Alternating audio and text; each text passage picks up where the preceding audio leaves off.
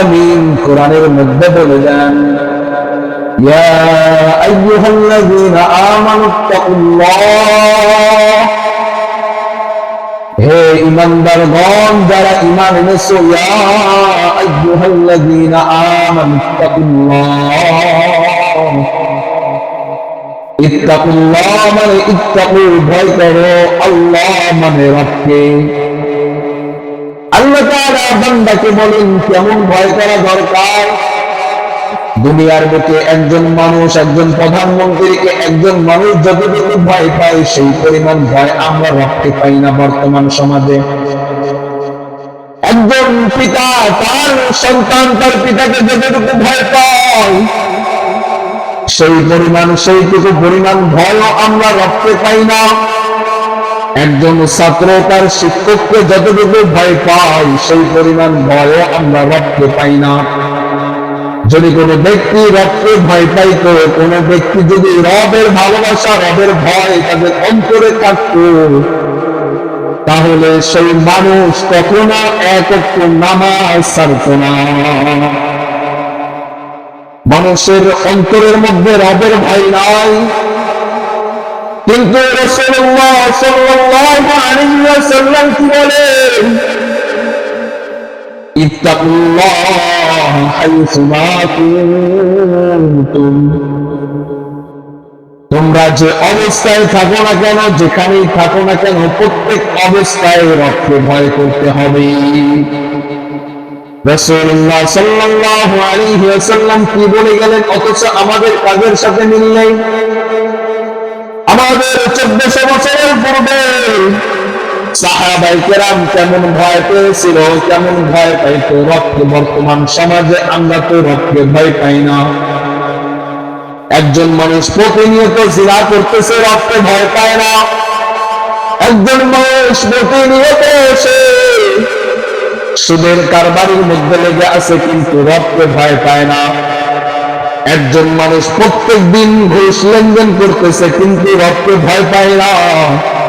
আর যারা বলে আমরা রবকে ভয় পাই, যারা বলে আমরা রবকে ভয় পাই তারপরেও সুদ খায়, যারা বলে আমরা রবকে ভয় পাই তারপরেও জিনা করে, যারা বলে আমরা রবকে ভয় করি তারপরেও তারা সুদি কারবার করে, আমি তাদের জন্য বলতে চাই তারা মিথ্যা ভণ্ড প্রতারক আর গাদ্দার ছাড়া কিছুই নয়।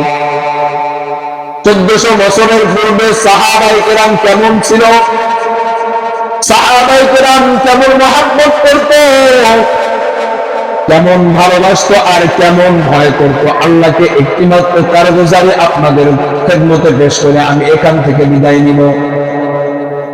হযরত ওমর ফারুক, অর্ধজাহানের খলিফা হযরত ওমর ফারুক রাদিয়াল্লাহু তাআলা আনহু রবকে কেমন ভয় করত।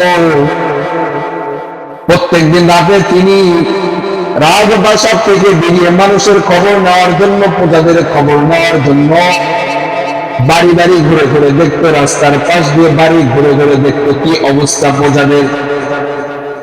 এক পর্যায়ে একদিন দেখার পর জানালার দিকে তাকায় দেখে অনেক রাত্রিবেলায় ওই ঘরের মধ্যে থেকে জানালা দিয়ে ধোঁয়া উঠতেছে, ধোঁয়া। কানের মধ্যে গুনগুন কান্নার আওয়াজ। অর্ধজাহানের খলিফা হযরত ওমর ফারুক রাদিয়াল্লাহু তাআলা আনহু চিন্তার মধ্যে পড়ে গেছেন। দরজায় গিয়ে নক করছে, ডাক দিয়ে বলতেছে, ঘরের মধ্যে কে, দরজা খুলিয়া দাও। ওপার থেকে মহিলা ডাক দিয়ে বলে, তুমি কে? আমি তোমাকে দরজা খুলে দিতে পারি, কিন্তু তোমার নামটা বলো। হযরত ওমর ফারুক রাদিয়াল্লাহু তাআলা আনহু বলতেছেন, তুমি দরজা খুলে দাও, আমি একটা যুবক, আমি তোমার সাথে দেখা করতে চাই। মহিলা দরজা খুলে দিয়েছে। এরপর দেখে পাতিলের মধ্যে কোনো কিছু খাবার নাই, শুধু পানি দিয়ে ধোয়া উঠতেছে, গরম পানি টকবক করে ধোয়া উঠতেছে। হযরত ওমর ফারুক রাদিয়াল্লাহু তাআলা আনহু অর্ধজাহানের খলিফা, তিনি রাগ দিয়ে বলতেছে, মা চুলার মধ্যে তো কিছু নাই, কিন্তু পানি টকবক করে গরম হইতেছে, মানে বুঝলাম না। এরপর মহিলা সবকিছু ঘটনা বলতেছে। ঘটনা কি? বলতেছে বাবা শোনো, আমার স্বামী হযরত ওমর ফারুক অর্ধজাহানের খলিফার সাথে আল্লাহর যুদ্ধে গিয়ে, আল্লাহর পথে যুদ্ধ করতে গিয়ে শহীদ হয়ে গেছে, বাড়িতে ফিরে নাই। আজ 3 দিন হলো আমাদের সবাই না খাওয়া, আমাদের কোন খোঁজ খবর অর্ধজাহানের খলিফা নেয় নাই। এই কথা শোনার পর হযরত ওমর ফারুক রাদিয়াল্লাহু তাআলা আনহু অবাক দৃষ্টিতে চেয়ে আছেন। এরপর বলতেছে, মা যদি অর্ডার দিতা তাহলে তোমাদের জন্য খাবার ব্যবস্থা করতাম। এরপর হযরত ওমর ফারুক গোডাউনে গিয়ে সরকারের গোডাউন থেকে মাল নিয়ে সেই বাচ্চাদের খাওয়াইছে। খাওয়ানোর পর যখন সেই মহিলার ঘর থেকে বের হয়ে আসবে, এক পর্যায়ে মহিলা ডাক দিয়ে বলতেছে, বাবা শোনো, কাল কিয়ামতের ময়দানে রবকে আমরা বিচার দিব, তুমি আমার সাক্ষী থাকবা যে হযরত ওমর ফারুক আমার সন্তানরা না খেয়েছিল কিন্তু কোনো খোঁজ নেয় নাই অর্ধজাহানের খলিফা হওয়া শর্ত। এক পর্যায়ে হযরত ওমর ফারুক রাদিয়াল্লাহু তাআলা আনহু এই জায়গা থেকে বেরিয়ে চলে গেছে বাড়ির মধ্যে। যাওয়ার পর পরের দিন ওই মহিলাকে ডাকিয়েছে অন্য এক লোক দ্বারা। এরপর ডাকার পর সেই মহিলাকে এক পর্যায়ে যাবে না।